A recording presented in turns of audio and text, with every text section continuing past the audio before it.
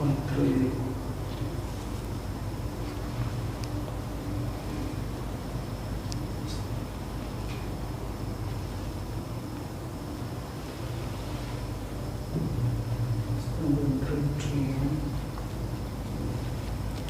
Hello, good evening. My name is Wendy Gatwe Nkunja, and today we are going to talk about Ramadan beyond religion, peace and empathy. That's our theme today. And on set with me, I have... Hello, my name is Faisal Abdallah, and it's my greatest honor to be part of this discussion today with Madam Wendy. So looking forward to an interactive discussion.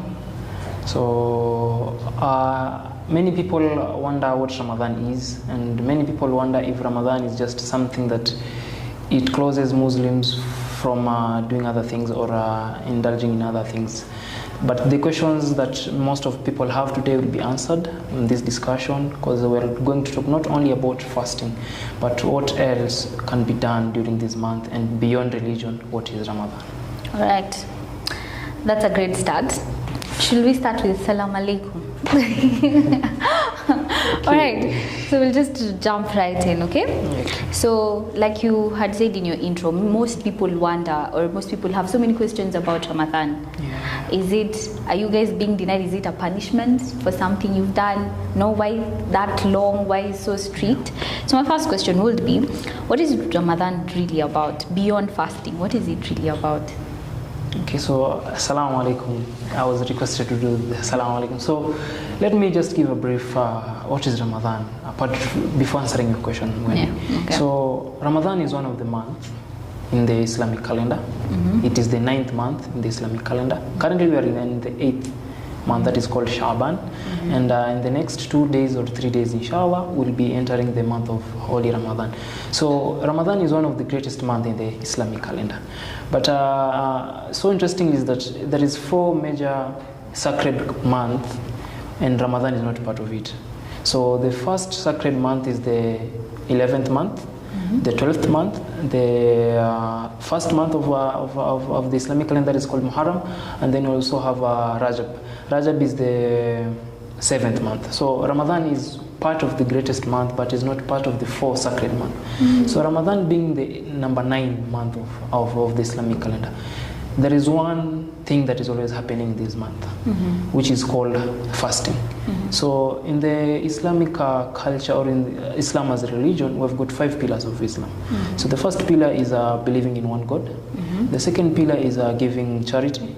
The third pillar is prayer, the 5 daily prayers, and then the fourth pillar is fasting in the month of Ramadan. And then the last thing, or the last pillar, is the doing the pilgrimage, which is visiting the holy place that is called Makkah. So these 5 pillars make Islam, and one of it is fasting this month that we're about to discuss about. So the fast that is always done in the holy month of Ramadan is one of the pillars of the Islamic religion. So today we're going to discuss one of the pillars in short. We're not just discussing about Ramadan past religion, but we're also discussing about the pillar itself, how this pillar nurtures the communities apart from Muslims alone. Because what I believe is that what I believe as a Muslim is what I do into other people reflects back what are supposed to be done to me. So the question that you have posed to me, what is Ramadan beyond religion? Beyond fasting, yes. When Ramadan was being introduced to the Muslims, it's not something that is new to the Muslims. It was there before. Because in the holy book, that is the Quran, the Creator tells us that you have been decreed fasting, just as the previous people were decreed fasting. So it means fasting was done before. But now it came to become an obligation to the Muslims. So fasting was done even in the times of Prophet Noah, that is Noah, in the times of Prophet Abraham, in the times of Jesus, in the times of David. So it was there. But now when it came to Muslims, it became an obligation to us. So the reason why it became an obligation is because there is something that the soul has to feed on, which is the food of the soul. So the food of the soul is remembering the Creator each now and then. So when we fast, It's not something that is like a punishment to the Muslims. It's not a punishment, because when we tell you, punishment is something that we're correcting something. Yes. Yes. That's correct. Yeah. When we punish someone, or when we punish something, it's like wanting to correct that thing to be good. Yeah. But now when we fast, we want to be close to the Creator, that is God. So we're not fasting because it's a punishment, but we're fasting because, one, we want to be more partial to the Creator. That meaning is when we fast, we always have that closeness to God. It's not that when we're not fasting, you're not close to God, but when you fast, you always restrain yourself first. You always respect others. You always respect the creatures, that is your fellow human beings, other creatures, maybe the animals. So, because in all scriptures that are the religious scriptures, that is, we're always being told that always be the steward of God's creation. Yeah. So when we fast, we always have that closeness to God, closeness to the creatures of God, by knowing that if today I'm feeling this, what about my fellow people who are always feeling this every day? Yeah, interesting. Because I asked someone at work when I knew we were going to have this discussion about Ramadan. I asked a Muslim at work. I was like, I asked that question: what is Ramadan really about? And they were like, essentially, what most people don't get in those 30 days of fasting, you put yourself in the shoes of someone who does not get food. Exactly. It encourages empathy. Yeah. You're able to empathize with people who go without food, and that's why towards the end it is more of charity than a day to just eat. Yeah, a day without food. Yeah, yes. And that is such a honorable thing and a lovely thing. I admire that very much.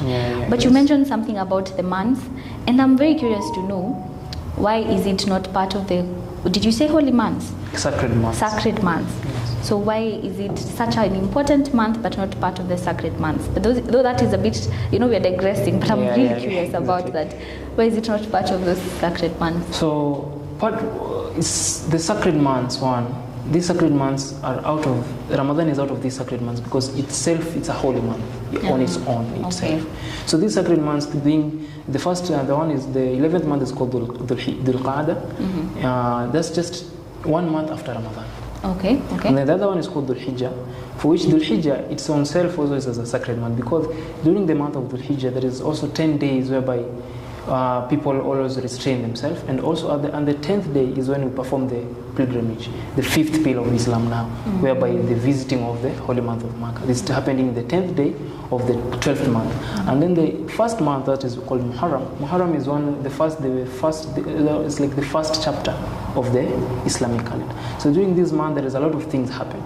Because if we start describing what happened in this month, it will be totally going outside. Yeah. All right. So and then the fourth sacred month is called Rajab. Rajab is the 7th month. 7th month. So these sacred 4 months are, Ramadan is not included because Ramadan itself is holy on its own. One, it is the month that the Holy Quran was being given to the Prophet. You see, and then itself, just imagine you doing a deed in 1 day and then being counted for 83 days or 84 years, not even days, 84 years, just doing one deed in 1 day. So there is always, as Muslims, we believe that there is 1 day in the holy month of Ramadan that if you have the honor to meet this day and then you do one deed, it is counted as if you are doing that deed in 84 years consecutive. So that's why it's a sacred, it's a holy month on itself.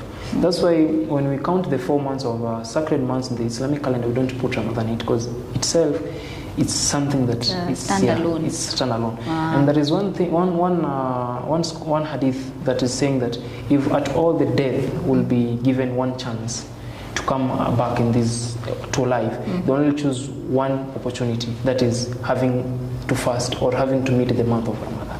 Really? As Muslims, because we believe the month of Ramadan has got a lot of benefits. Today we just discussed a few, that is outside fasting. What is Ramadan outside religion?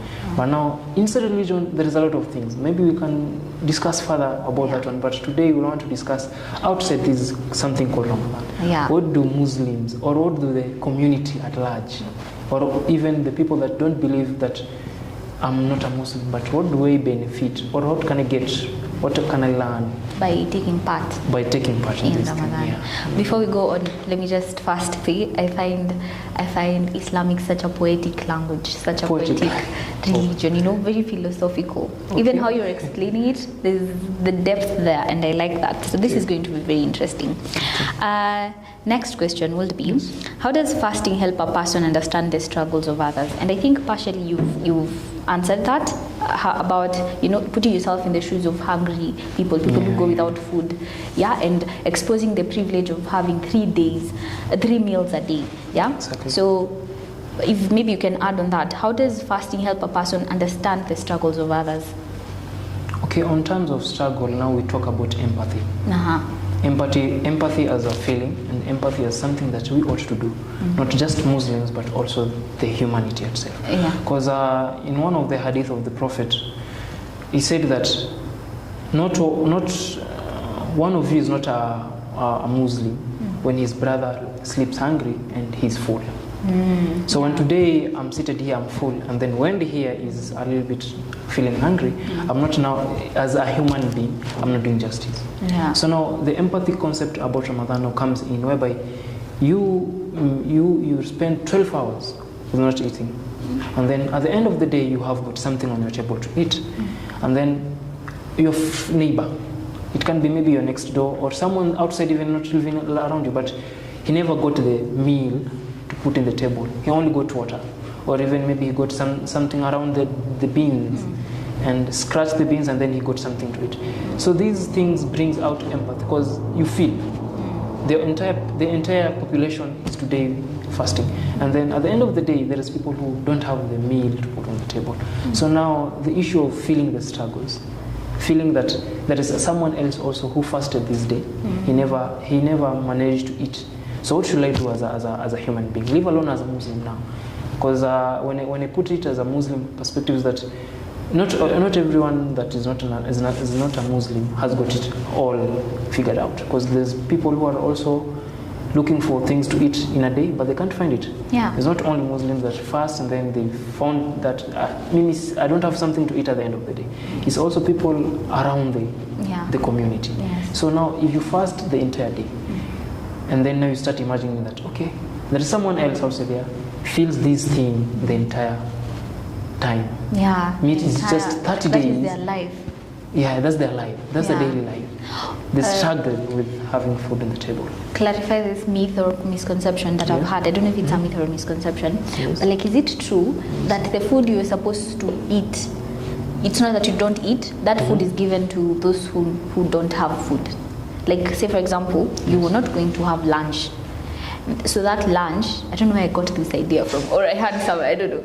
But like that lunch, that food you're supposed to have for lunch, you're supposed to give it to someone else. Is that true? Okay, there is some truth in it. The truth in it is that there is fasting in Ramadan every week, and then there is 3 days that we fast in every month. Those are none of day. And then Wendy or someone else, let's say person X outside there, every day when I pass through the streets, I see this person seated there borrowing some funds. So every month I'll be like, my lunch, I'll be giving it as a charity. And that's on the non-obligatory fasting. And then on the non-obligatory, that is the month of Ramadan. When you fast on this month, it's not that you give out your lunch or give out your food that you never wanted to eat, but you give out charity. In forms, it can be dry foods, it can be cooked foods, it can be in form of monetary charity. So which will be giving a discussion on it in the part of the values that we practice mostly. But now on the food part, it's just something that people think that because it's fasting, amepeana chakula yake. No. We are fasting out of something to restrain ourselves from a lot of things, not just food, but there is a lot of the urges that are outside here.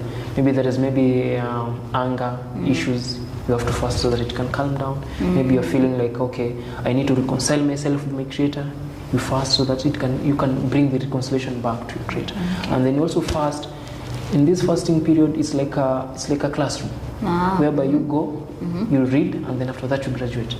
So and then if you fail, you ought not to graduate. How do you know you have failed? It's a bad habit. In short, it's a bad habit. Maybe you have got an ego. So you enter Ramadan with the niyyah or the intention that at the end of this Ramadan, I want this habit to not gone away or it has gone away? Is it in an instance where it shows up, that's when you know, oh, I have not graduated? For lack of a better word. Like, how do you know? Because it takes an occurrence, like, or a situation for you to know whether you have grown or not. So how can you measure it after 30 days and know I am free of this? Is it a conviction you feel, or is it like, do you experience growth with a situation eventually and then you know, oh, that paid off? Okay, so that's one thing that is a little bit hard, because we are all human beings, and engaging yourself, sometimes it's hard because you find out that after 30 days, it won't automatically tell you that you have graduated. Yes. Man of the deeds afterwards. Did you replace it with something good, or did you replace it with something bad, or did you just keep going doing it? Because if you had the intention that I'm entering this month of Ramadan with one habit that I left, it's like you're cleansing yourself from these 30 days. Like, it's a cleansing process. So like after the 30 days now, how much can I say that I have changed? Now you just get yourself. If maybe, let's say, you are drinking alcohol, this is just an analogy that maybe I'm just giving. If you are drinking alcohol and then now you stop drinking alcohol, that's just something that you say, okay, I've done it, I've done my best. Or sometimes drinking alcohol is not good. Let's say, for example, you are that person, your ego in treating others. You treat others badly. Mtu akiku approach in a nicely way, you tend to give them a negative attitude. But now you want to change. So you'll be gauging yourself, at what certain point do I now judge people? Or how do I give a negative response? Humans, and that was a bit difficult question. Okay. That's the part now. So when we are told to fast, you are not told to restrain from eating. You are told to also run to doing good things. So the good things, one is that no prayers. Because there is many things that many people don't understand why mosques always fill during Ramadan. It's because, one, if you're fasting and then you're not praying, you're still backbiting others. You're still abusing others. Lying. You're still lying. You're still going back on others, saying lies. Like, you're doing things that when you even sit down and then start gauging yourself, you're like, oh, these things are not right. It's like you're keeping yourself 30 days of hunger. It's no longer fasting. It's no longer fasting. It's like just denying yourself food. So, and everyone feels hunger. But no, this one is a special hunger. It's whereby you strain yourself so that, one, you become pious to your God. Two, you become so empathetic to other people. Three, you reconcile with others, reconcile with your Creator. Four is to bring unity to the community. So there's a lot of things that fasting comes along with. It's not just restraining yourself from food. I feel like the mystery for non-Muslims, let me speak for myself. The mystery mostly when it comes to Islamic as a relief, there's no wrong or right. I can't say we as Christians. I think that's what makes it look like a very hard thing, fasting for 30 days, because you guys are very, I won't call it strict, you're very diligent with it, and to think that globally everyone follows the same rule, you know, before a certain time. I even see on TVs during the adverts, like they have the schedules and like a timetable where the certain area or a certain location, is it like that? Yes, sometime, you know, it's how diligent you guys are in doing it, but on the outside it looks very strict. It looks like, if I were to convert, will I survive Ramadan? It looks strict in terms of how you place it, because when God tells us to fast, He started with the first verse that, oh, you believe, fast has been decreed to you, just as it was decreed before others. So the first statement, it has been decreed, it has been given unto you, just as it was given unto the previous. It always relieves it.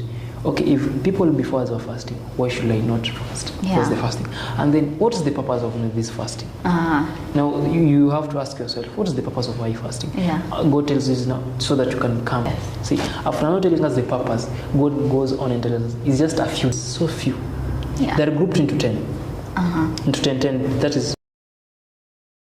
Yes. See, so the first 10, when it ends, you feel like, okay, I've done 10. And then another 10. And then the last 10 days goes as fast as you never imagine that Ramadan is already leaving.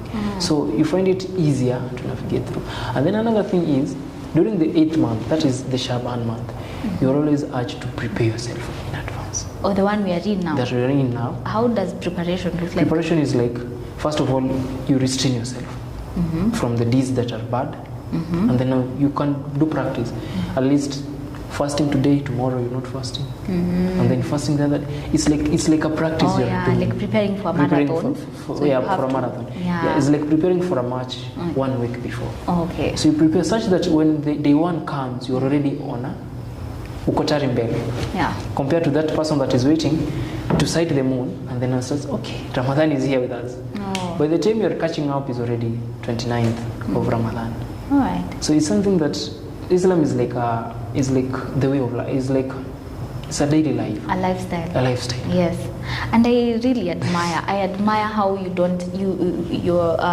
admire how your community does not negotiate with what Allah has said. There's no ati. I will just. I'll divert a bit and then I'll do other things. It's what was decreed is what will be done. As long as I really admire that.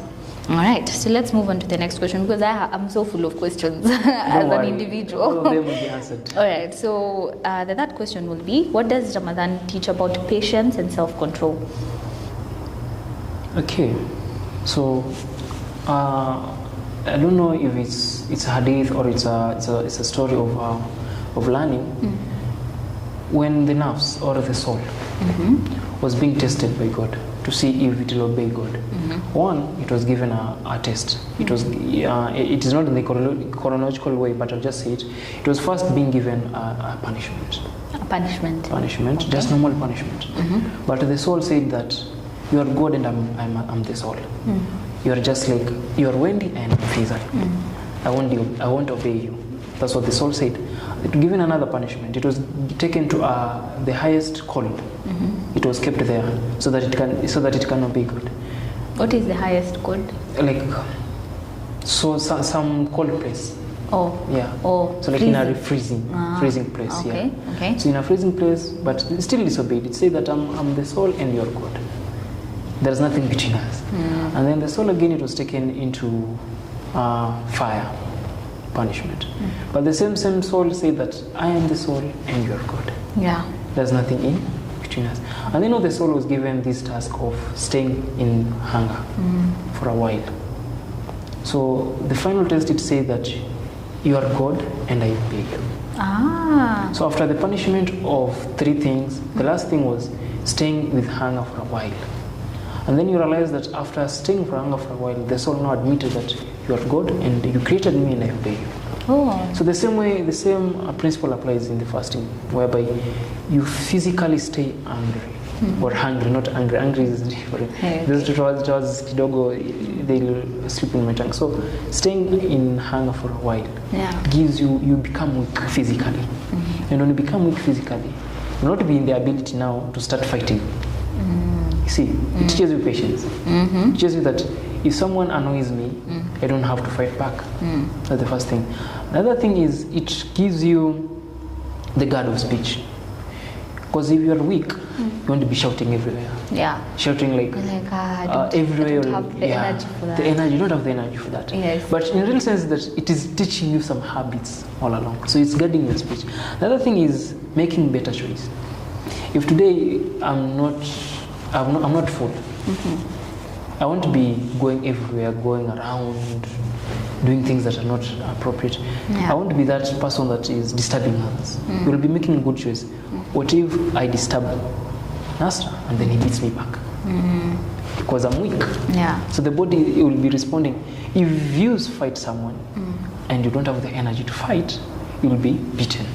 Okay. So one, it gives you the urge of managing your anger. 2, it gives you the ability to guard your speech. And then the other one is managing other people's. Because when you're patient enough to understand that Wendy made a mistake because he's a human being or she's a human being, I should also understand that this person goes the same situation as him. Empathy. The empathy part to empathy. You see, so the theme of empathy will run along with us. So if you are in the situation where you're angry and you are hungry as well, it's hard for you to remove your anger because now your body is weak and you understand that I'm not in this position because one, I just not want to eat or I don't want to eat this food today. No, it's because you're in a position of even, it's like a act of worship. So if you're in an act of worship, one, you restrain yourself from a lot of things, urges of maybe things that you're not ought to do when you're in your normal senses. You can't say that today, let me just go start a fight because you're in an act of worship. So fasting does not just give you a restraint. It also helps you guard the people around you. So fasting doesn't just apply that as a Muslim I'm fasting, no. It also makes sure that the people around you, even if they're not of your caliber, you might be the boss, but when you're in this position, you feel like, okay, you're in the same position because also my friend is fasting. So you find it easier to guard yourself and guard other people around you. So it ensures that your patience is monitored. I love that. I especially love the hadith you gave about the soul and God punishing, because it's interesting how fasting is such a powerful tool, regardless of who you are. It's such a powerful tool. It reminded me of this story that is told in the Bible, and it's the story of these two brothers, Isaac and Jacob. And so Isaac is a hunter, but he comes back home from hunting and he's so hungry. And there's a backstory. Jacob is plotting with the mother and stuff like that. But Jacob says, for me to offer you this bowl of soup, you have to give your birthright. And for so long I was like, just because you are hungry, you sold your birthright. But there's a lot that can happen because of hunger. Until you're hungry, that's when you would understand, actually, in this moment of hunger, I could give anything to just, get a bowl of food, And so I find that very interesting, how even people in the diet world acknowledge fasting. They call it intermittent fasting. So fasting is such a powerful tool, regardless of who you are. Denying yourself, making a choice. Yeah, so that is... Let me add something on that. Yes.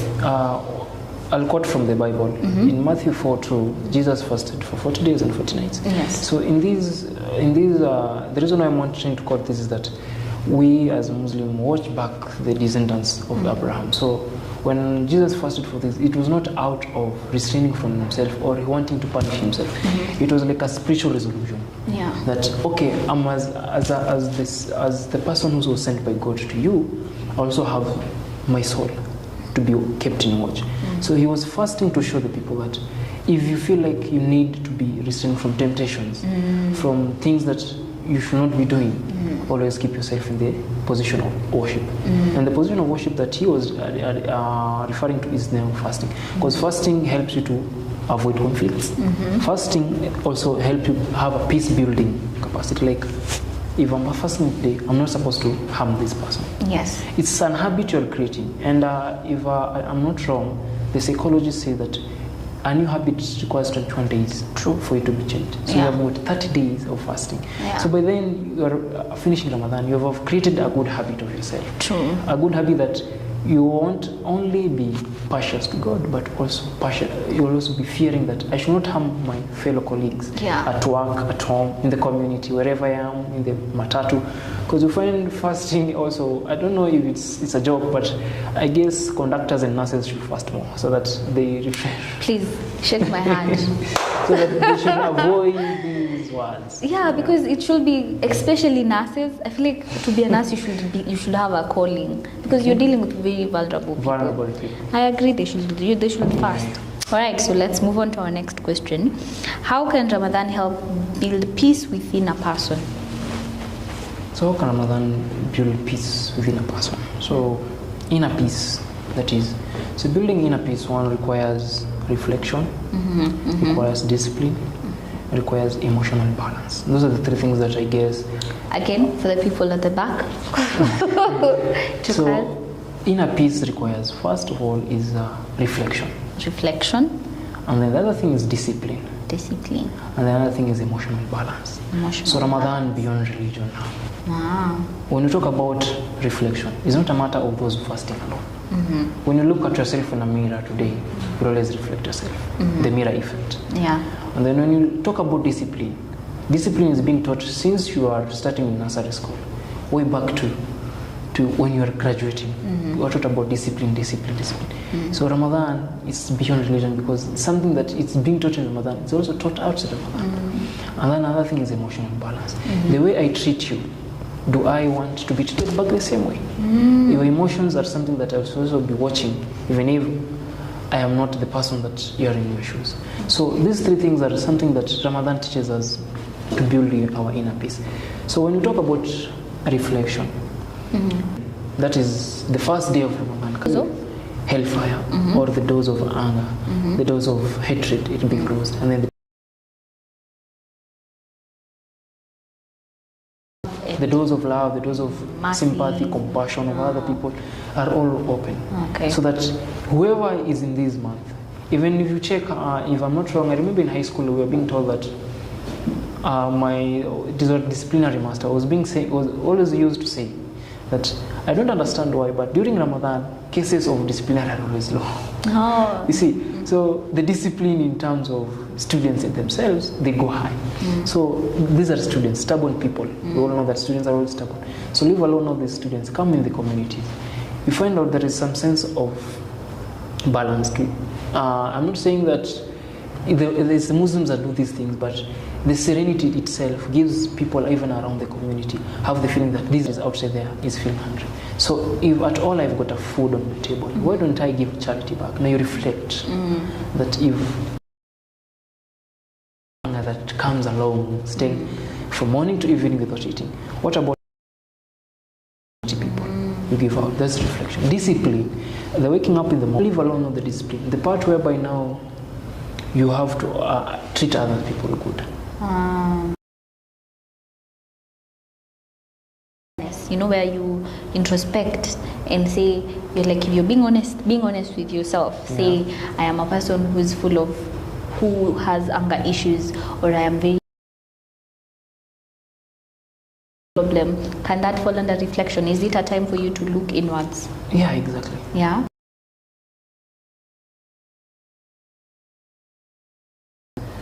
Your attitude, your ego things. These 30 days won't make me better. What else will make me better? Because I'm in a position whereby if at all I'm egocentric, and this is something that God Himself brought to me, why should I be egocentric? So during this month is the month where you reflect on this attitude, in these characters of yourself. You build on shared values. People that if at all I feel like, okay, this person is someone who I feel comfortable around. So there you feel like, when should we go away? Ataondoka sangapi, so that I can be at peace. So inner peace, or even outside peace, starts with inner peace first. Because there is inner you and there is outer you. Yes. And the outer you is always most influenced with the inner you. So if you start... Can you say the inner you is the soul? That's a different topic. That's maybe a different topic, because when we talk about soul and then the outside body, we'll be talking maybe partly spiritually, partly biologically. So it's something a little bit different topic. So, but reflection matters when you reflect. Is something inside me? Is it speaking what I'm doing outside? Okay. This is, I'm sure, I don't know, I'm sure that's a question somewhere here. But you see how we have different types of people. We have people who don't believe there's a higher being, atheists. So can you say these three things are to be gained by them as well? Like there are people who don't believe. How you say Ramadan is for someone to get closer to God. If someone were to practice denying themselves food, say they won't pray because they don't believe in a higher being, but they practice for 30 days, I will maintain this practice. So what do they stand to gain? A community is made of diverse for it to be called a community is made by people from diverse beliefs. There is people who believe in God, there's people who believe in the sun, some who believe in the moon, some who believe in the trees. So interesting, some who believe in insects. So there's different community around us. And all these communities, if at all we are living in a community that is made of people who are constantly angry, who are constantly restless, who are constantly people who are mischievous, or people, not mischievous, people who are each day causing mayhem. Yeah, you find out this community won't have some sense of life or some sense of humanity. So this applies to everyone who thinks is a human now, because now here becomes now humanity. If we say about religion now, it's a different part of it, because religion comes into, it's like religion is something that gives you the sense of life, but there is life itself. So if you believe in life or you're a human being, these things applies to you, because if you fail to reflect yourself, you won't feel like today I come hit you, I won't feel like bad, because I never reflected that I hitted you, you felt the pain, and then all of a sudden I won't feel like, okay, I hit Wendy and it's okay. That's no reflection. And then you come to discipline. Discipline doesn't apply only on how I am on myself, and also on how I am to others people. Other people's behaviors as well. And that point you mentioned about creating a habit, I feel like that is very generalized. It's very regardless generalized. Of whatever you believe in. Yes, you can build a habit and the discipline part. Discipline part. Yes, I love that. Okay, so I have a question here. How do you deal with the temptation of the need to eat? Because, like we said, yes, there's preparation, but somewhere on the 13th day, maybe, after the first 10 days, you've been very diligent. Somewhere you especially, let me paint a picture. I sit next to a Muslim. His name is Mabruk. I love him. I sit next to him. So during this time, I will try and be very mindful. Imagine taking out snacks that he likes. I'm just snacking, and he's there. How do you deal with the temptation? You want to eat, people around you are eating, or you're used to having 3 meals, and now they've been cut down to, yes, there's a bigger picture, but like at the moment, right here and then, like we said, hunger is a very powerful tool. Exactly. Yeah. So how do you deal with that temptation? Okay, so temptation part is all over. Even leave alone food, there is a temptation of doing other things that you're not supposed to do. And one thing that I can say before even answering that question is that whenever you're fasting and then you find yourself in a place that people are eating and then you cannot eat, your reward goes even higher. Ooh. So there is a lot of things that can make you avoid that temptation. In a place, you never got there intentionally. You just, maybe for example, in a workplace. Yes. You are made of Muslims and non-Muslims. Yes. So you cannot say that because this is Ramadan, everyone should fast in the office. Actually, I work in an Islamic circle called Taqwa Circle, and we are made of Muslims and non-Muslims. So in such a period, Muslims will be fasting and Muslims will not be fasting. And at all cost, these non-Muslims should be catered for. If it's breakfast, it's being cooked in the office, they have to eat. So in such a situation now, there is the act of avoiding the temptations of eating. You can find yourself maybe in the kitchenette, you want to serve yourself at 10, then you remember, oh, I'm fasting. Just because you're used every morning at 9, I have to take tea. Yeah, the body has like a it has got some sense. Okay, at this time you have to go to take tea. So the first part of avoiding this temptation is one, the preparation. Let me just go back to the preparation before even giving other parts. So preparing yourself is like creating something that you're ready for. Because preparation is now on a personal part. You prepare the body that at this point there is no food. Yes, because it's a shock to just start. Yeah, start like, for example, now, for example, I'll tell you, let's start running. Yeah, it's like awkward. Yeah. Because either you can injure yourself. In the long run, you might even feel sick. Yeah. You see? Yes. So, there are more than these. It's upon you now to ask yourself. Because this refraining is not food, there's other things. I'll come to food, how you can avoid temptations. You are tempted to do something else. You very know that if I do this thing, one, my fasting won't be valid. It might be ruining my fast. It can be demean my reward for fasting. So now you ask yourself, what's the purpose of me fasting first? If you get the purpose of your fasting, it's easy for you to avoid the temptations that come along. You start with your why. Yeah, we start with the why. Everything starts with your why. With your why, yeah. So you prepare. You prepare. And then you ask yourself why. Yeah. And then let's go to the food part. Because this food part is always something that I remember in class 7. I remember this well because it was during my first day of fasting. Like okay, you have got friends. They don't understand why you fast. Maybe they know you don't only eat food, but you drink. Yeah. So I remember this time I had my desk mate who was just a foodie person. Yeah. So one day the Ramadan comes around. So the first day he comes, give me a bottle of juice. So take this. You're not in your senses because he's your friend. Yeah. You are used that he gives you, he gives you. Yeah. So I took the bottle, took some sips, and then after taking the third sip is when I realized that okay, I'm fasting. Yeah. But in that sense, one, you're not allowed, you're not supposed to break your fast. You've already broken the fast by taking the drink, but you're supposed to continue. Oh, I was coming to that. Say I fall into temptation and I'm like, let me just have a snack, and then I eat. And then I'm filled with guilt, 70 hard or something, where if you fail one, again, that does not happen, does it? So that's a different fast for which that discussion maybe.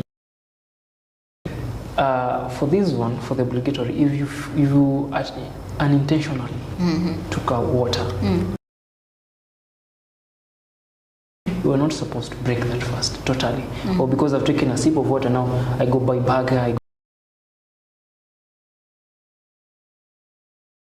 I might have well know. Because one, we are all human beings. 1 week, you automatically forget. So in that position, you're not supposed to break the fast. You are supposed to continue. You'll repay it later on, or it will be counted as you fasted fully. It later on, after the holy month. You extend, say a day. A day. So when we are ending the fast today, you end yours tomorrow. No. Oh, wow. It works differently. Okay. Ramadan is 30 days. The first day after Ramadan is called Eid. No one is supposed to fast at all. Oh, hey. So you only repay it after the celebrations. Oh. Yeah. Okay. Only the after celebrations. So the temptation of eating, most of the time you just have to prepare yourself emotionally, because food is about emotions. It's all in the mind? It's in the mind. No. Hunger is the mentality, but it's an action. It's the one, because if today, taking that sip of water that you took, what triggered it? Thirst. So thirst is something that it's just in the throat. But now for you to go to the cup, it's something emotions. Okay, you've got water. Take the sip. Yeah. You see? Because if there was no water here, I'd probably have waited till we are done. Till we're done. So exactly. Okay. So the food is just something that you prepare yourself emotionally. Because sometimes it's even, you can prepare yourself prior, but at the long run, you can end up even eating. Sometimes you forget. Maybe you're used every morning nikitoka kwa nyumba, I have to pass by Mama Chapo. Yeah. You see, so that day Mama Chapo calls you, Wendy, come. Yeah. And then you forget that you're fasting because you're overwhelmed of seeing he's overwhelmed, and then you take a bite, and then after taking a bite you realize, okay, I was fasting. I wanted to ask, is it, there's this a personal story. There's this one time a friend of mine told me we should fast. I was in boarding, and I was, for the ideas, like, everyone is fasting, it's a cool thing, let's fast. I missed only the first meal. The second meal, I was dodging her. I went and ate. And then later, when I was telling my mom the story, she was like, you don't just go into fasting. So like you're saying, because that was just influence, Exactly. Like so let me just go on to the next question. How does inner peace during Ramadan? How we treat others is one thing that is a matter of empathy, it's a matter of peace, and it's a matter of reconciliation as well. So it's a matter of peace, empathy, and reconciliation. So these three things get attached to each other. So Ramadan is not a matter of teaching you how to respond. No, it's not a matter of how you react. It's a matter of how you respond. Because maybe you've been you come with a news, bad news actually, and then you tell it to me, and I'm in a situation whereby receiving this news might give me something that's not good. I might hit back, or I may do something wrong. You see, so Ramadan teaches is not a matter of how you respond alone; it's also how you react. So when today I'm fasting, and then I want someone else to feel the same way I'm feeling, or there's someone else to be in my shoes, I should not be going outside there, start making that person, okay, you know I'm fasting, so you should not hit me. And then you're the same person that are fasting, you start abusing him. Yeah. Yeah. So how we treat others matters along the Ramadan period and also after, because how we treat others during the Ramadan period is beyond now the religion that we're talking about. The lifestyle. The lifestyle. Also, since I know that there are some groups that are allowed not to fast, like say pregnant women, children, people who are traveling. At what point does someone stop being a child and now they can fast? Okay, so I'll go back to the Quran. When the fast was being obligated to the Muslims, the second verse talked about whom are supposed to fast. But the scholars came and expounded them further. So as a child, as long as you are past your puberty stage, you're supposed to fast. But as early as 7 years, you start training your kids. So the parents are always obligated that my kid knows that this is Ramadan time. So if he wants to drink water, you know, but you train them fast, maybe fast from morning to afternoon, and then they eat. Or they fast, or they take breakfast, but they don't take lunch. They take supper with you as the evening meal. Now that's the children. Okay. So around 7 years, the parents start training their kids, but they immediately turn puberty stage or the adolescence stage. Now they're obligated to start fasting, because then the stage whereby you know what is good and what is bad. Yes, I agree. So let me this is such a out of the box question, but like is it are the timings very strict? Or say for example a Muslim who's doing a night shift, can they work around it and say, since where the fasting is when you're actively present, like your mind is awake, right? You know, where you can say that you can reflect, you can pray, you know, you're interacting with people. Yeah. So if I'm working during a night shift, do I still have to do the dawn till dusk, or can I tailor it to be like now when I go to work, now when I am joining my shift, now that's my 6 p.m. is my 6 a.m. Can it, or is it very time bound for the sense of community, because you said it's communal as well? So how does that work for people who are in night shifts? I don't know if my answer will answer that question clearly, but it's like time bound in a real sense, whereby during the night hours you perform other worship, acts of worship, that is praying, talking to your Creator directly. In this serene of the night, you just find yourself calmly, you talk to your Creator, all your problems, you cry to Him the way you can. Not necessarily the entire night, but you just find yourself that from maybe 12 to 2, I'll spend this time talking to Creator, so that He can help me after Ramadan. I restrain myself from this habit. And then during the daytime is it's fasting time. So now you cannot say that I'll just be creating my own time from this time to this time, fasting. Then at this time now, I'll be at work. No. So it's just something that is strictly on time. At this time, immediately before dawn, before the sunrise, no eating. Not even before sunrise. The moment the darkness starts disappearing, you're not supposed to eat. Until the sunrise now. Immediately the immediately the sunset, now you are allowed to eat. And you're not supposed to eat the entire night as well. Yeah, the scholars say that you're not supposed to eat. Even the Prophet himself said that during the night time, eat. Most people think that Muslim fast so that they can eat more at night. No. Yeah. That's a myth and a misconception that we eat a lot at night. No. Nighttime is a matter of worshiping now. It's a matter of understanding that I refrained from food during the daytime. It's now time for me to understand how I should connect further with my Creator. So during the night time, you just eat a little bit in the evening after breaking your fast, and then after that, you eat again during the or it's called the morning meal. All right.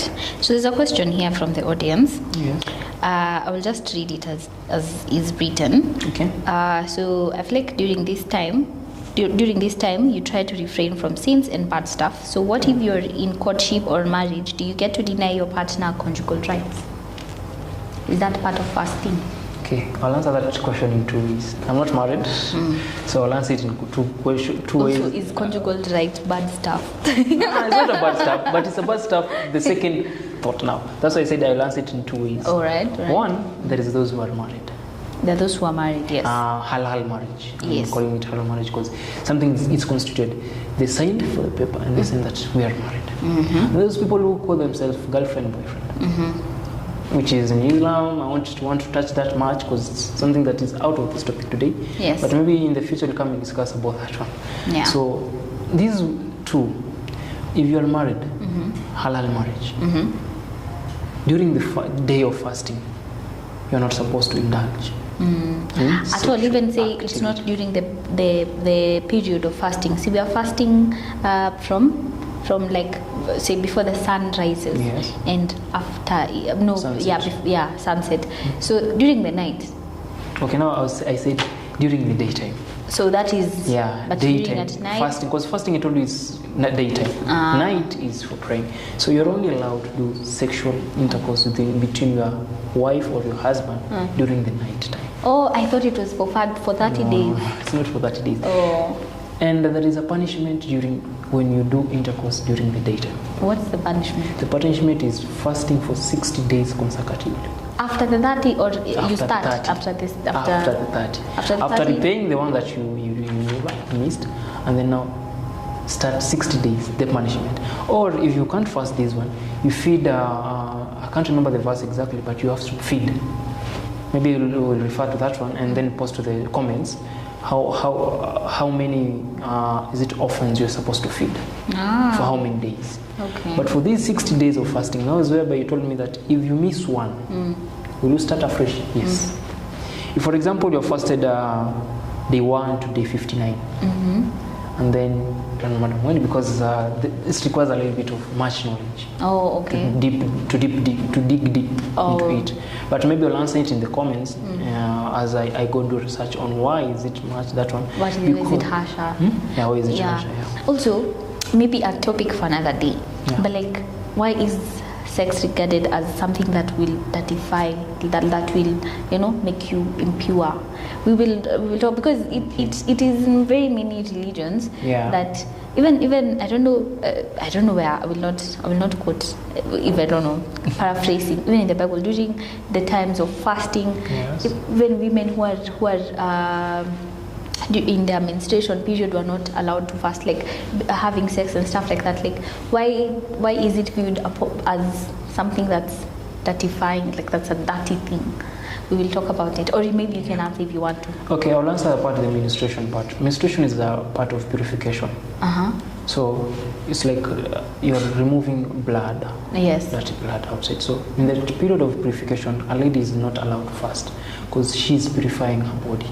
Oh. Naturally purifying her body. So during this is 3 days to 6 days time mostly, you're not allowed to fast as a lady. And it's already communicated to them that you're not supposed. If there's a pregnant woman breastfeeding, you're not allowed to fast. If you're in a menstruation period, you're not allowed to fast. So this period is the time of a lady purifying herself, her body being purified. So during this time, because of the pain also considered, she's not allowed to fast during this time. So she's only allowed to fast after the menstruation period, and she will repay these 3 days afterwards, and the rewards are just the same. Oh, it has to be repaid. Yeah. Okay. The 30 days must. Not 30 days, the days that she never fasted.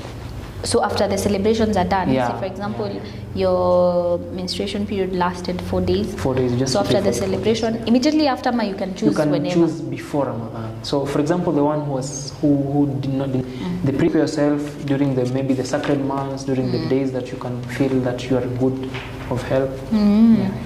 All right. Another question. Yes. What values from Ramadan can anyone practice, even non-Muslim? Important. Very important.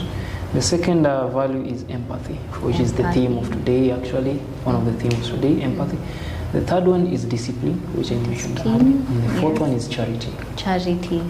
I like that. So you're not supposed to say that, okay, because I'm not fasting, because I'm not a Muslim, I'm not supposed to be disciplined.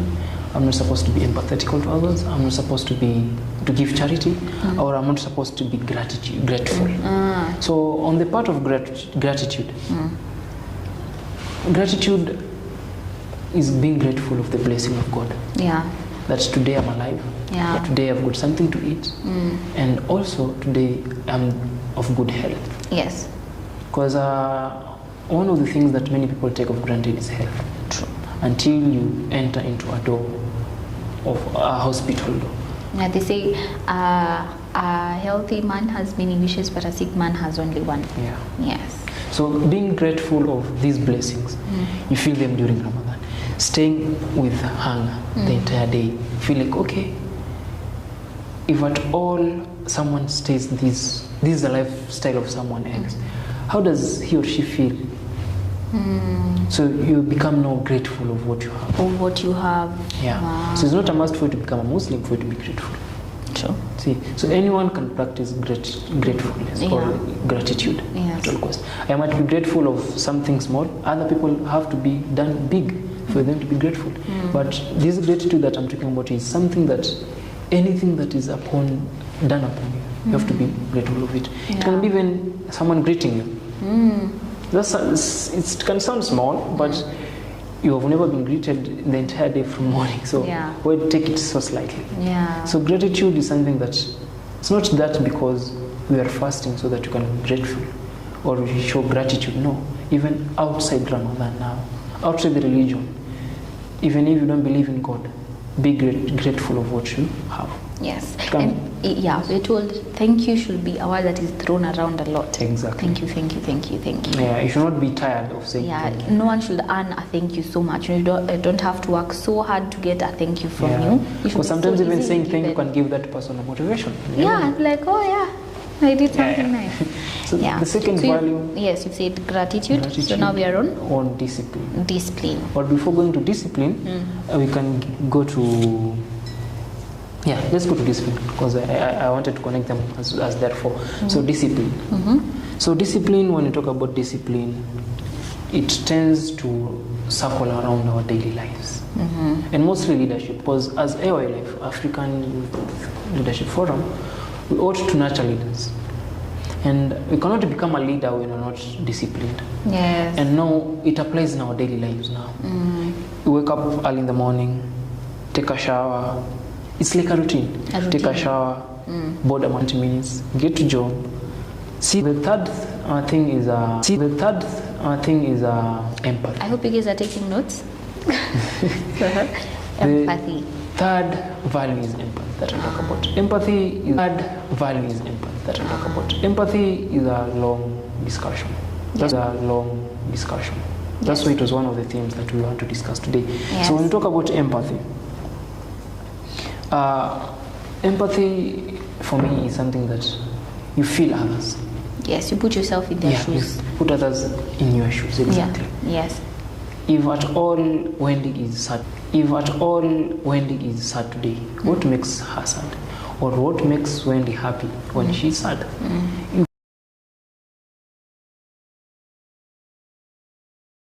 In a way that if at all I'm in that person, down so fast that what today is happening to other persons, it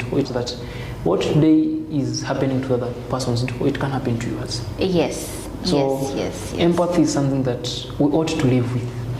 Not just because it's Ramadan time, so the whole community is empathetic.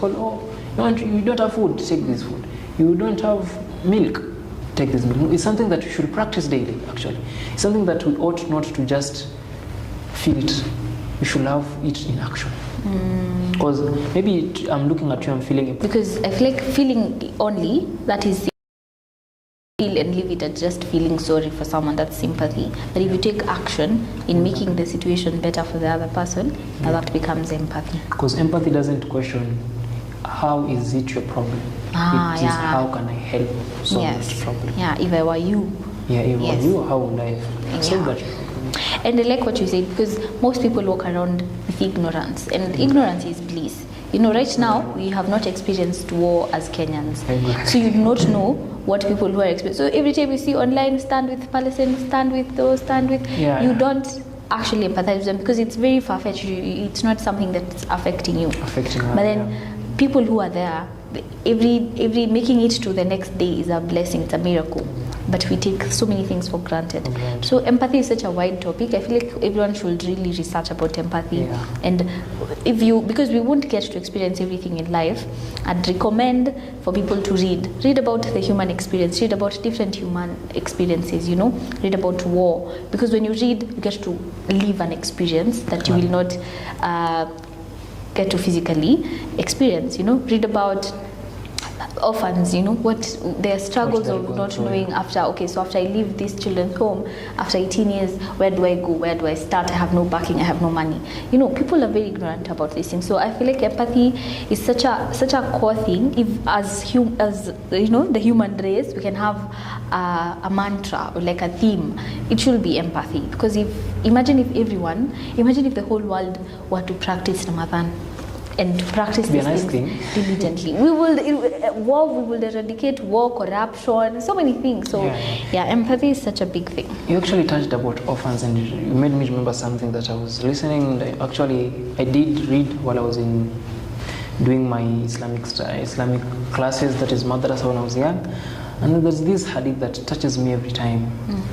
I always love helping others, because one thing is, there's a hadith that the Prophet said, whoever treats an orphan or whoever keeps an orphan close to them, he'll be in the paradise with me, neighbors with me in paradise. And he used a symbolic way. He used these two fingers, that whoever helps an orphan, he will be in paradise with me. And there's another hadith that says, whoever touches an orphan at the head with empathy, with love, with compassion, each hair or each single thread of hair in that head of that orphan, it is like a reward to them. Oh, you see why I said this is like very poetic? Very poetic indeed. So every hair in that orphan will be like sorrow. So we ought not just settle down and say that, okay, because there is Muslim fasting, there's ought to them just to be empathetic to other. We as human beings, because Ramadan is outside religion, is outside now, it's about humanity now, humanitarian things now. You feel the other person, you understand the other person, you feel like, okay, being in these shoes of this person is something that I will feel when I'm in the same person. So empathy is something that we not just take as a word, but also as an action. Because in living in a society whereby everyone is leaning to the person, feeling the other person, we live peacefully, no wars, no differences, because our differences should not be something that conflicts us or gives us into war. It's something that should keep us together, close together, share ideas. Because today I was in a matatu and I was wondering this thing, that if at all Indians never gave us the knowledge of medicine, if at all Japan never gave us the ideas of industrialization, will we be in this nation living peacefully? If let's get back to Kenya, if the coast people never showed us how to cook pilau, this is just a statement that I will going to use an example. And if the people from Central never showed us how to do business, and if the people from the Rift never were in the forefront to make this country name go on high stages of running, and if the people from the North never were business people in this country, where would we have been? We have got from different backgrounds, but we share things together. So if we are never we complement each other. And if at all there's no empathy between us, we'll just be doing zero work. Because we'll just be trying to take the rope on our sides. And then another thing, I believe we are in an era for fending for yourself. As long as in your house people are fed, as long as you are okay. And I say we are in an era because in town you'll see someone being robbed in broad daylight. But you see, this silence is compliance. If your neighbor sleeps hungry, you are an accomplice in a vice. If someone is stealing from someone, but you're quiet. Also, I don't blame it, because we live in a very sketchy world. Because you're not sure, should I go help and then find myself in trouble? But you see, it has gotten to a point, even those who have it's placed in their heart, like it's troubling them, but they are afraid of acting. You find someone someone in the next house is experiencing domestic violence, they're being beaten blue and black, but you won't leave your house and go to that house and knock and try and help. That's her own problem. We've gotten to a point where now in this world, it's you alone. As long as I am fed, I am okay. As long as I have money. And that is what has fueled corruption. Because there's someone who is up there is thinking, as long as I have enough for me and my people, the rest of you, exactly. And I feel like when you talk about empathy, it means if someone is stealing from you, you don't want someone to give you a heads up and like, hey, that guy has been following you, or that person is opening your bag, or just standing up, because this silence is what is enabling people like robbers. It's enabling them, because a thief will boldly steal from you knowing no one will help you, because that is the society we are in now. So sad to hear that. Yes. So the last value is charity. Charity runs very far. And when I say charity, it's not just giving because you are told to give, but it's giving out of heart. Not wanting someone to say that thank you just because you gave me, but someone feeling that there's someone who cares about me. Because when you give out of heart, it means you'll not be questioning, you'll not be looking like, why is it that I've given 100 shillings, I'm remaining with 900 shillings from my 1,000 shillings. But giving out of heart is that I gave it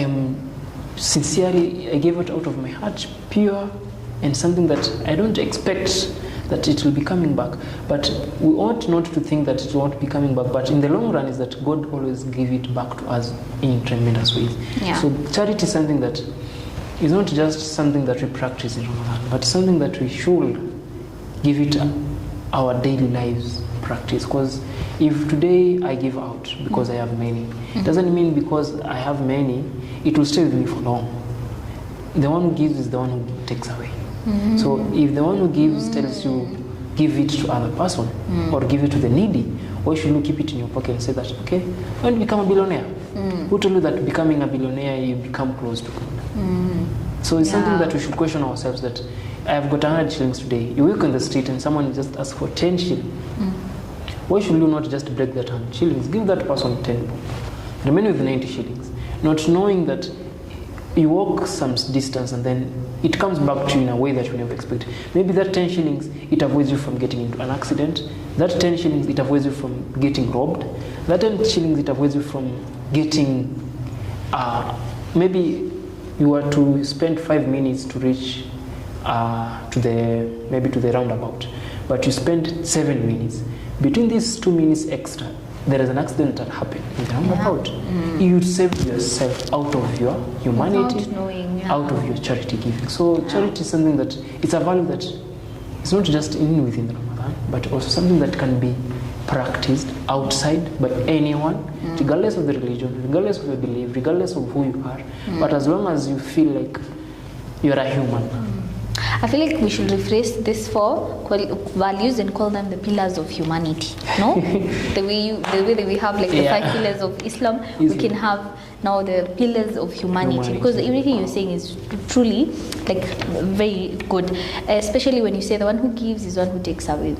In the Bible, for Christians, we say if you give to the needy, or if you give to those who are in need, you lend God. If you give to the widows, to the orphans, you're lending God. But of course you don't give with the intention of sasa now Mungu wako na deni yangu. That's one thing we go get wrong. You give because Mungu atanilipia. No, give it out of heart and compassion. In compassion. Yes. And anywhere you go, that thing will always find you. Yes. I agree. So we have, let's go through them. If you're sitting there, please let's count with me. Gratitude, empathy, charity, discipline. I have gotten the 4. Yes, please think about them, introspect about them. If you're lacking in one of these, as before the Ramadan starts, you can think about it and pray about it once you start your Ramadan. So there's a question here from the audience again. So during fasting, what if you forget the prayers? Let's assume you were tired or something and forget. Will there be consequences? Okay, so for that one I'll answer it. Even I'll leave alone Ramadan now. Let's come outside. For example, I'm supposed to pray 5 prayers in a day. And then in between you get some emergencies, because there is other things that are exceptional, but other things are not exceptional. For example, you can pray right now. Why do you postpone it to the other time? So there is something called tiredness. You're not supposed to pray when you're tired. When you're tired. Yeah. Concentration is something that is important. So if you're praying, you have to all your focus, your concentration should be there. And if you're tired, there is something running in your head. Your mind is not actively there. Yeah. See? So when you're tired, you're allowed not to pray. Just put your mat down, be on the mat until take a nap. Get some energy on the mat. Then after that, waking up, so that you don't go when ulale nje and then utasahau kabisa. At least on the mat, when you wake up, you feel like I've not prayed, so you pray. You see, so when you don't pray during the month of Ramadan, the consequences are there. But now the consequences is you and your God.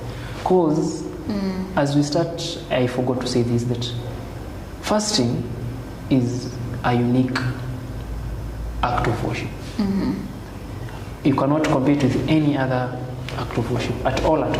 You cannot. Because in God's words himself, he said that this fasting is mine. And I alone will be the one to repay the one who do this act of worship. Come again, sorry? God himself said that our fasting is mine.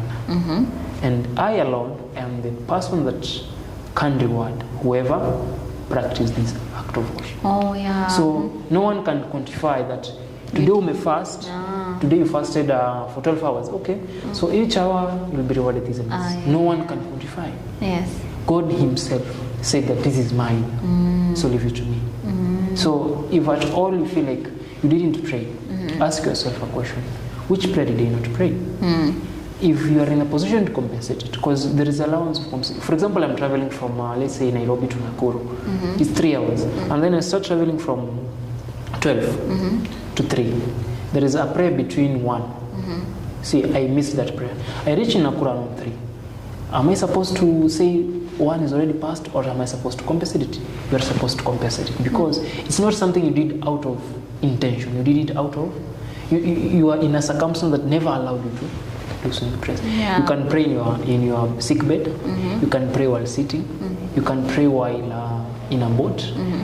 You've got no reason to say I didn't pray. So when you're fasting, always make sure that it's an habit that many people are likely have to see themselves doing, but something that you should always avoid. Fasting without praying is something that you're giving yourself a 0 out of 100. So dear listeners, whoever is listening in this has got an intention of fasting. Don't just fast because you're fasting from food. Fast because there is the other way. The why. Remember your why. Remember your why. Yes. So, also, I don't think God is so harsh that you're tired. He's the merciful one. Yeah. So He's the merciful. I hope your question has been answered. If you forgot doing something, you're a human being, and one of the biggest characters that God has praised a human being is that He's forgetful. No. You have been praised, actually. You are forgetful. You see? And Nisa, the word human being in the Quran is Nisa. Nisa and Nisa, not Nisa. Nisa is a woman. Insan is someone who forgets easily. And that's Insan is human the phrase being. for human being. Yeah. That's interesting. No, why is that a praise? Forgetting. Because God Himself created you knowing that. Oh, He was in. Oh, yeah. That's why. That's why the place where you say no human being is perfect, it applies along a lot of things. So, you being an insan, it means you forget easily. So, if you are an insan, God knows you are an insan. Who is the best amongst the human beings? The one who forgets. He remembers and then he does the right thing. The right thing. Or one who does something wrong and then he goes fast repenting. So if you are feeling that I forgot praying maybe the afternoon prayer, do it the moment you remember. You overslept. You woke up, pray the morning prayer. You overslept in the evening. Maybe you're from job and then you feel tired, you slept, you woke up at 10. Immediately you wake up, you are in the energy, you've got the composure. Go rinse yourself, go to your mat and then pray. So whoever feels like I'm guilty. Don't be guilty, because God himself said that if you're wronged, you have wronged me. No matter how many times you've done it, as long as you come back to me, I'll be the merciful one. I'll give you the shelter that you need, because I'm the one who created you. No one else created you. So why should you go outside of my deed just because you feel guilty? No. Yeah, punish yourself with guilt. Exactly. I love that. Okay, so we're almost done. But here's another question. Yes. How can Ramadan bring people of different beliefs closer together? So for that question, allow me to go back to the Bible a bit. I love quoting from the Holy Scriptures because thank God I had the opportunity to go through the Bible and the Quran. So I studied in. That's amazing. I studied in a holistic university, so I guess it's a plus for me. Yes. So Deuteronomy, if I'm not wrong, is 3:2. If I'm not wrong, it says that man can't live in bread alone. Yes. See, so man cannot live in bread alone. And I want to interpret this verse in depth because I never did theology, so I don't want to interpret it wrongly. But why I'm quoting this was because during Ramadan we share meals, we share a lot of things despite our differences.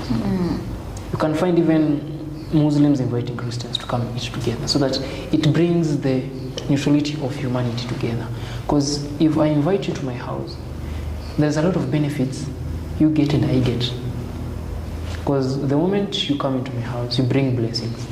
You see, so these blessings gives the harmonious communities that we ought to love to live in. So when we share meals together, despite the differences, the beliefs that we have differently, the compassion that you might be compassionate of something I might differ with you, but the moment we share many things together, it shows that apart from these differences that we have, we also have some shared values.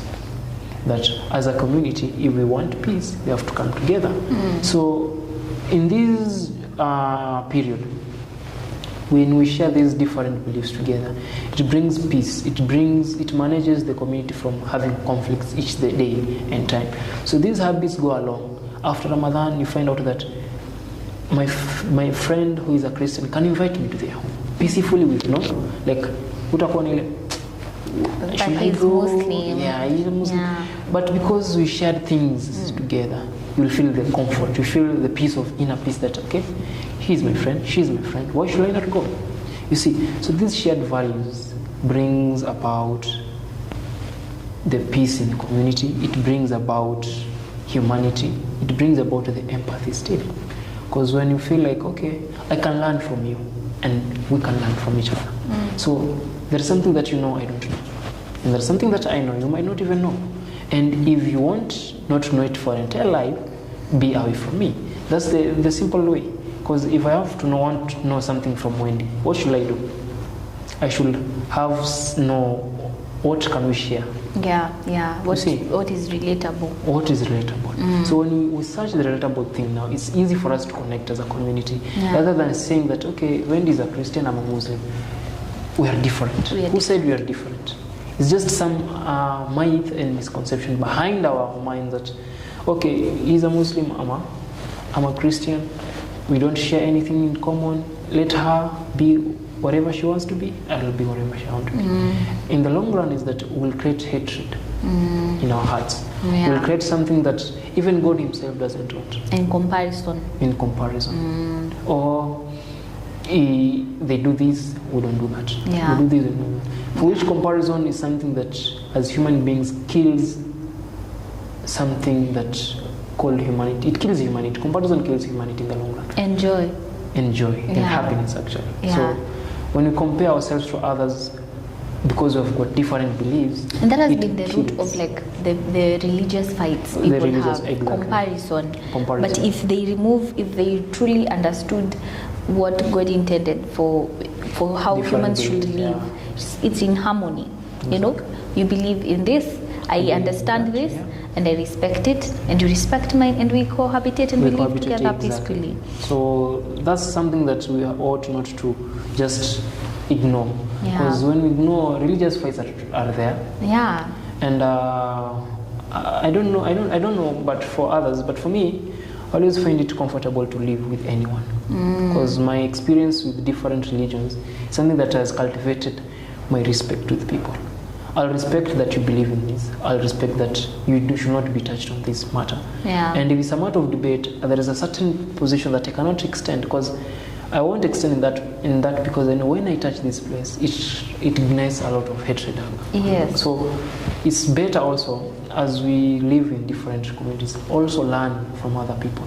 Why do these people do this and that? Yeah. Why be just the curious part, the curious individual in the room? Because when you find yourself in a place whereby you just hold one thought, and you don't want to understand the other one, you'll end up being a stupid reasoner. And in the long run, you end up arguing instead of bringing something that ought to be discussed. Because if today you find people, why do you hate Christians? Just because you might find there's no reason. And many people have got the misconception that Christians believe in different gods. The other people believe in different gods, the Christianity believes, but these are not called non-Christians, because the Christians are people who say that Jesus is Lord. That way. But now the interpretation of that statement is different from different people. But if you learn it, it keeps you on a safer place of arguing and understanding. And also, when you learn different things and you get to choose, your choice is not from a point of this is what I was taught. It's from a point of I know this, I know this, and this is what I have chosen. Yeah, which is very important. Exactly. If you're just arguing for the sake of an argument, also, I feel like if you're curious, because as we are having this conversation, I'm full of curiosity about, Ramadan and what it's about. I'm not coming from a point of attacking, like, why are you not eating? Why are you doing that? I want to understand it. And now, I'm sure, even as far as we have gotten with the questions, I am respecting it more. And I admire people who will carry through. And it's my prayer, if you're a Muslim watching this, that this is very insightful. Yeah, because it is insightful for me as a non-Muslim. Yeah? So I agree. We should not just go into a debate and just argue. Rather, it should be something that a reasoning. Bring it on the table, we discuss. And after that we come on a resolution. Because sometimes we ought to learn more when we interact with others, rather than sitting in a classroom thinking that the professor knows it all. And then you just enter into a theology class, you feel like, okay, this professor will teach me the Bible. The professor himself might not even understand some verses in the Bible. So if you sit with people, interact with these people, you'll understand that the real life is different from what is in written. Because we live in an abstract life rather than in a reality life. Most of people live in an abstract, whereby I read this, my professor told me this, and that's it all. Rather than, okay, Wendy, what do you see about this? Or what do you reason about this? So that we can bring the reasoning together and then have something that is tangible in the long run. Because I find it interesting to learn from people who know it more than I do. Rather than reading books, giving myself a lot of theories, then after all, I cannot say that I know just because of reading, but I can say I know because I have experienced from someone who knows. And that's very so powerful. Shared values create a lot of peace, even if we come from different beliefs. And why? Ask why. Why do they do? Why do they believe? Why? And from a point of wanting to know, not from a point of wanting to argue and show them how wrong they are. And if you're someone who's not very spiritually strong, do not engage in fights, because they will watatingiza imani. Watakuchingiza imani. Because don't go into those fights. Even in Islam is that one thing that Islam teaches is that if you don't respect other people's beliefs, you're not something that you believe in Islam that much. Because I respect Christianity. Even the Quran itself says that respect this religion. Don't fight them at all. Don't fight them unless they fight you back. So if someone comes and fights you, there is two options. There is a verse in the Quran says about doing good deeds to the others. I think I will discuss it maybe at the most end of the discussion, whereby if someone does good to you, do good to them. And if someone does bad to you, do the exact bad that they've done. And if you cannot, do good to them. So the doing good part is more emphasized than them doing bad. So if you don't believe in other people's beliefs, don't judge them. Yeah. Don't judge them at all, because this is upon whoever created them. This person created you. Yeah. No one says that I'm created by the devil. No one will say that. Everyone will say that I'm created by God. The only thing is beliefs. And God himself says, I am the only one who knows the hearts of people. You know, you can only just judge me because I'm wearing black. Or matanga. Yeah. And maybe I'm from a wedding. Just because I'm in different clothes from yours doesn't mean that I'm totally different. So that's about shared beliefs, about empathy, about how we as a community can live together. Yeah. Just outside even the Ramadan. And if you're smart enough to want to intentionally learn about what other people are doing and what they believe in, you will find we have a lot of shared interests. Exactly. You know, because we are all preaching humanity. Yeah. The 4 values you gave, that they cut across every religion, even those who are non-religious. Yeah, it just cuts across. If you really sit and listen without judging and jumping into conclusions, you'll find we share a lot, right? And then the last question: why is Ramadan important for peace in diverse communities? Why is it important for peace? Why is it important for peace? Yeah. I'll just go back to the example that I gave earlier about my disciplinary master in high school, whereby he says that during Ramadan there is a lot of reduced disciplinary cases. Yeah. And when you find in the Ramadan season, there is always calmness, there is always the one goodness. Right now, as a country, we're going through the political smoke, whereby we don't know exactly where the fire will come out from, but there is a lot of smoke around right now. Everyone throwing words to the other, everyone saying this and that to the other person. But I won't promise this, but I can say it for sure that once Ramadan begins, this political smoke will at least go down a bit. The pressure will go down a bit. And then maybe they will continue afterwards, because these are human beings that are on their own favors of discussion. They're fighting for their own likeness. But during Ramadan, I'm praying that this more smoke will go down a bit. We'll have a peace as a country, at least to reconcile with each other before Ramadan goes. Yeah. So such that after Ramadan, if there will be a little bit of war, it will be a war that it was already reduced during Ramadan. Yeah. So the question why or how does Ramadan bring peace in the diverse communities, that it replaces ego with ethics. The ego part, whereby we say, as Muslims, we know it. As Muslims, we are better off than others. There is nothing like as Muslims are better. The Quran has already kept it clear, is that you as Muslims, this is the religion of God. The Bible itself says that differently. See, there is one God. So there is nothing like saying that I am better than the other person. You see, that's ego. What ego does, it gives your heart a little bit of what can I say? It's a little bit of, you know what, you don't know anything. It's ignorance. Ego brings a lot of ignorance, in short. So Ramadan brings ethics now. That I'm a Muslim. Islam teaches me that to respect other people. Islam teaches me to be mindful of other people. Islam teaches me that you should be there when someone is oppressed, even if he's not your brother, he's not your same religion. If I see today, let's say, Peter is being beaten up, as a Muslim, I am supposed to help Peter. So it gives the ethics and removes the ego. Not saying that because that person is not amongst us, I'm not supposed to help that person. No. Yeah. Or just because Wendy is being robbed, I'm supposed to just sit there and then say that, I don't know Wendy. I've It's never none seen of her. my business. That's none of my business. So let me just sit here, watch. No. So there is the sense of ethics over ego. Another thing is restrain over reaction. Restrain over reaction. Restrain over reacting. Okay. Because most people overreact with small things. For example, let me just give a good example. Is that, for example, someone tells you that you are fasting because you want to eat more in the evening. You're not supposed to react that much because that statement comes. They are saying it out of lack of knowledge. Yeah. So you should understand that this person is saying this. Why is he saying? Or why is she saying it? And then ask that person, do you understand why I'm fasting? Or do you ever took a moment to ask me why I'm fasting? Why? Yeah. So the why also avoids the conflicts.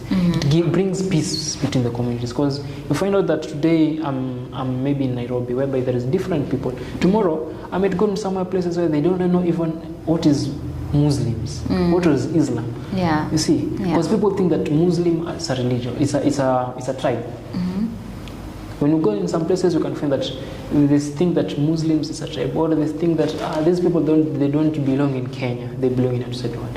But when you teach yourself to stop overreacting, you'll be able to handle these people easily. Yeah, and even it's taught in many disciplines. If you can control your emotions, if you're in control of yourself, you are a powerful person. Exactly. So if any emotion just comes and just takes you, that's why in emotional intelligence we teach that step 1, you have to be self-aware. Exactly. Step 2, you have to regulate yourself. You have to have self-regulation. That is restrain now.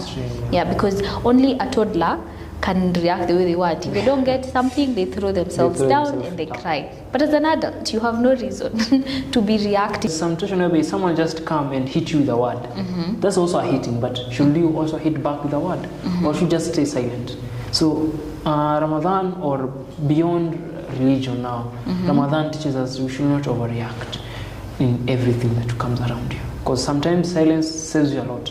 Sometimes it saves you it saves you conflict, it saves you from getting fired from work. Also, I believe, imagine if most people who are in prison today practiced restraint. Exactly. Because most people who are in prison are because they they were angered. In a moment of anger, there's a story, one of the stories in the Confessions of Nairobi Women.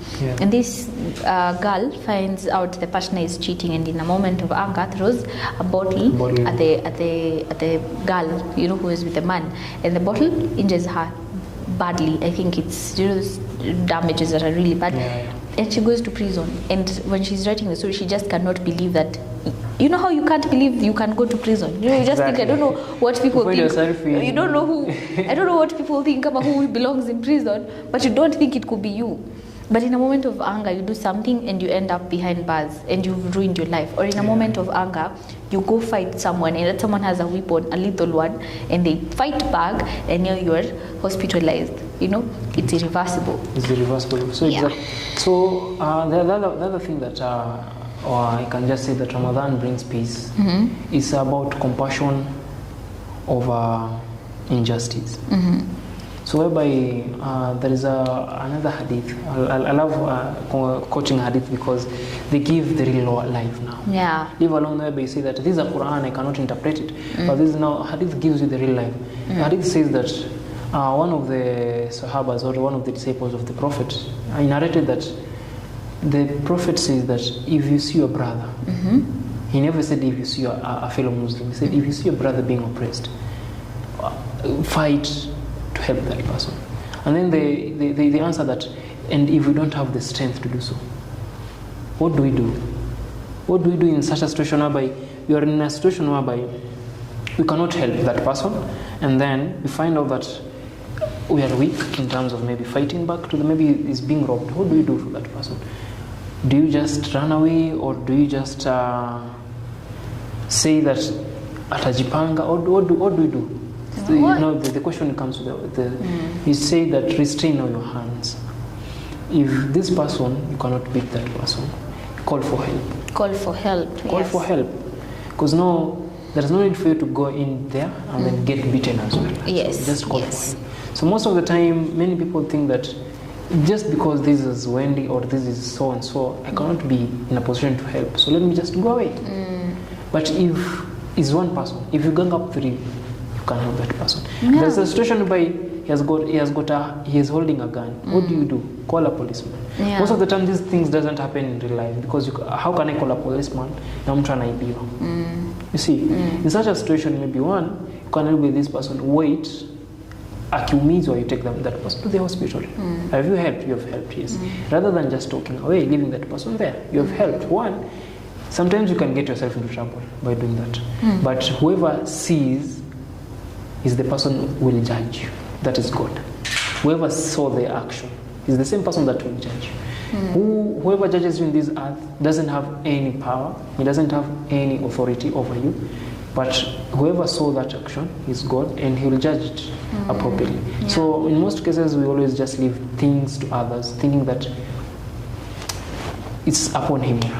But now if we want to live into a peaceful environment, despite our differences, we have to give compassion over conflict or over injustice. Yeah, and compassion does not choose. It does not choose age, color, religion. It does not choose. I want to call mine a hadith because I like the word hadith. But there's a story told in the Bible of this person who was very wounded. And it shows different people who walked by that person and left that person alone, who was robbed and beaten up or something, and they were left by the side of the road. And among the people who passed by, one was like a teacher of the word, a preacher. Yeah. And Peter, the person passed them and left. Other people passed them, but that caught me really. But the person who actually helped this person was someone considered to be not worthy, like the Samaritans. You know the story of the Good Samaritan, a Samaritan and Jews. There was this beef between Samaritans and Jews. But the person who actually helped this person was someone who was not of the community. Yeah, that's because compassion does not know community. Yeah, exactly. You know, and we are all tied by one thing, which is humanity. And that's why I said we should actually, it should be published as the pillars of humanity. Empathy. Yeah. These values actually, they're the values that creates the peace, inner peace, outer peace. It keeps away conflicts between the communities, and also it allows the community to enjoy the shared values as well. So I guess you're right by saying that these four are supposedly the pillars of humanity, and we should nurture qualities that not only are supposed to work for few, but also for the large. So it's just a call to action that as human beings, we are entering Ramadan, but what else after that?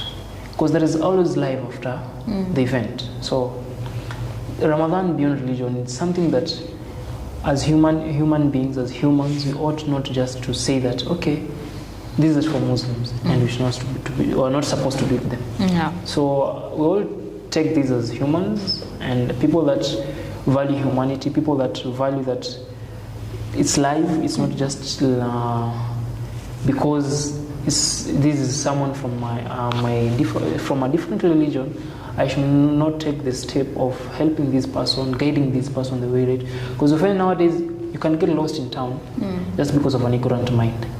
And you end up getting lost totally. Just because of ignorance. Yeah, ungeuliza tu soja. Just because you demean that person, you end up getting lost. So sometimes it's very sensitive we talk the truth sometimes, because it might hurt, but in the long run it helped. Yeah. So Faisal, I have a question. Yes. Have you read the 40 Rules of Love? 40 Rules of Love. I won't lie. Nah. I won't lie, but I once had that opportunity to read, but I didn't read. Okay, it's the book that made me look at Islamic as a beautiful religion. Okay. You know, because sorry for being a bit distracted while you were talking, but I was paying attention. I was looking at I emailed myself the 40 rules actually, but it's an entire book. They're not just listed. You know, there's a story and then a rule. There's a story and then a rule. And the rules, there's I don't know if it's a Sufi. You know, there's a lot there. There's just like a lot of teachings there. But some of those teachings that are taught in the 40 Rules of Love, I feel like even during Ramadan, before Ramadan, anytime anyone should read the 40 Rules of Love. They are applicable to everyone. It really made me look at Islamic from a point of, wow, this is such a beautiful religion. I love how they think, what they believe in. So powerful. So I was looking for one of the rules here that when you are talking about people being different, there's rule number 14 that says, God is busy with the completion of your work, both outwardly and inwardly. He's fully occupied with you. Every human being is a work in progress that is slowly but inexorably moving toward perfection. We are each an unfinished work of art, both awaiting and striving to be completed. God deals with each of us separately because humanity is a fine art of skilled penmanship, where every single dot is equally important for the entire picture. So when you're talking about people, like how we're talking about people of different diverse communities, you have to know we are all God is working on all of us. Exactly. Yeah, and that's why he says he's the only one who knows the heart of a person.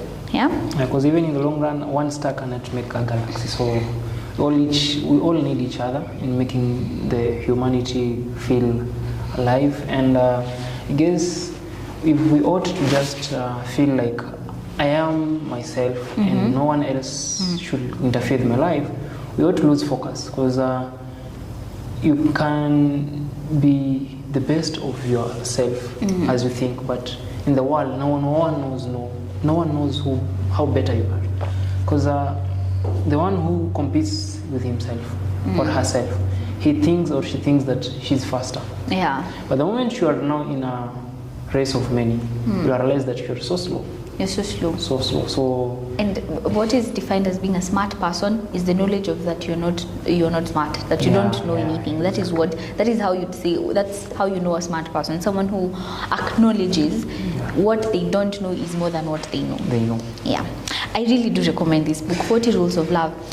Let me read two more rules, okay? I really like this. So rule number 15 says, it's easy to love a perfect God, unblemished and infallible that He is. What is far more difficult is to love fellow human beings with all the imperfections and defects. Remember, one can only know what one is capable of loving. There is no wisdom without love. Unless we learn to love creation, we can neither truly love nor truly know God. So perfect. Clock it. And then rule number 16 says... Why did you choose 14, 15, 16? Because the rest are a bit irrelevant to our topic. Okay. Yeah, but they are equally important. Go read the book. Please, go read that book. I'll ask you. Rule number 16 says, real faith is the one inside. The rest simply washes off. There is only one type of dirt that cannot be cleansed with pure water, and that is the stain of hatred and bigotry contaminating the soul.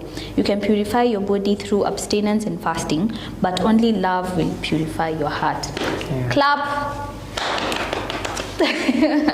Yeah, so I will continue. I will read all 40 rules if you let me, but we don't have time. So this has been a lovely discussion. I have learned a lot. It has been insightful. I am a bit convinced too fast. I'll think about it. I'll look for my why. But this has been so lovely. I have immensely enjoyed this conversation with the hadiths, with everything. I'm sure these are stories that will be in my mind even after this conversation. And that's the importance of a good conversation, that it remains with you. Yeah? That it edifies you. It changes something in you. It adds a little bit of knowledge into your basket. Yes, and this is not something I would have learned probably in a classroom, but we, sitting with a gentleman such as you. So thank you so much for... Yeah, this has been lovely. We should have more, because I have so many questions, and from a point of curiosity, I want to know why, especially as controversial, but as a feminist, I want to know what the Quran says about women. Actually, that's the next conversation I will request. Yeah. If it can be made, because a little bit of controversial myths, misconceptions. Yes. Like, why Muslims do this to women? Why do this to women? Because it's an interesting topic. You will learn a lot from it. You might even end up wanting to discuss 2 hours with the topic of women in Islam. Yeah, because because if I today tell you that women in Islam are more glorified than men. But the picture we are getting is they are under oppression. Under oppression. It's something that we can unveil the veil. Yes. If we discuss more. So I just end up by saying that peace begins with disciplined hearts.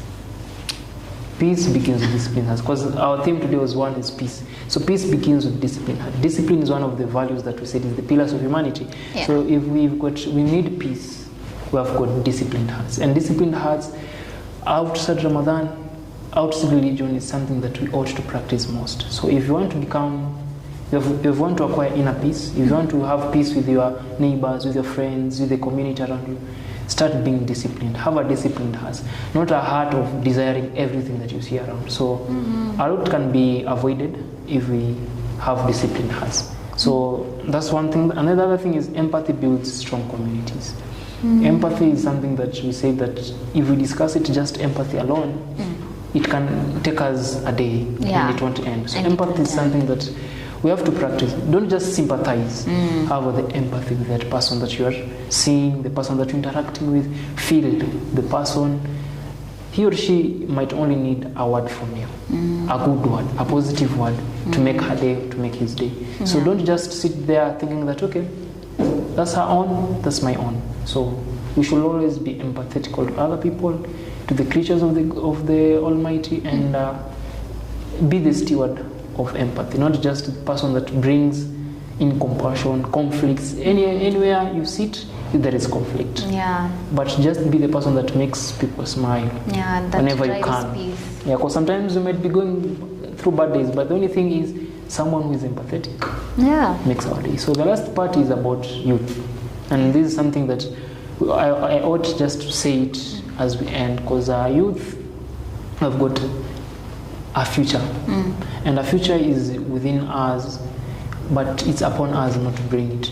So if you choose to bring the bad future, it's upon you. If you choose to bring the good future, it's upon you. So youth leadership, it creates the future to be brighter. So as youth, let's just sit down, cultivate these values: discipline, charity, what's the other one? Empathy. Gratitude. So you're a good listener. So that's it. Gratitude, discipline, empathy, and charity. So those are the values. As youth, let's embrace them. And Ramadan is not just fasting from keeping away from just food alone. It's keeping you away from a lot of things. It's a classroom, and whereby if you want to graduate with a first class, you have got the opportunity. If you want to graduate with a second upper, it's another opportunity. And if you want to graduate with a pass, all the best. But I just wish you Ramadan Mubarak and so Makbul to the Muslims that will be fasting, and may Allah reach us to Ramadan for the remaining few days. So that's my side. Yeah. Very lovely. That's all, guys.